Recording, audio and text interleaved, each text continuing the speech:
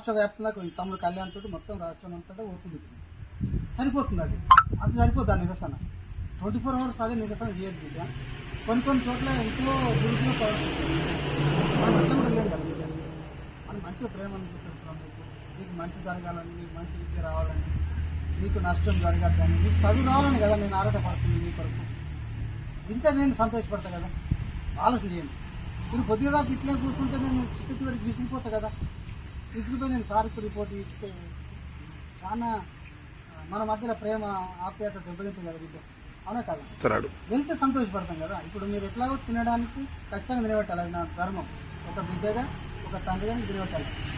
వెళ్తాం ఖచ్చితంగా దొరికిపోతే కాబట్టి ఇట్లే వచ్చి ఇంకా సంతోషపడతాను.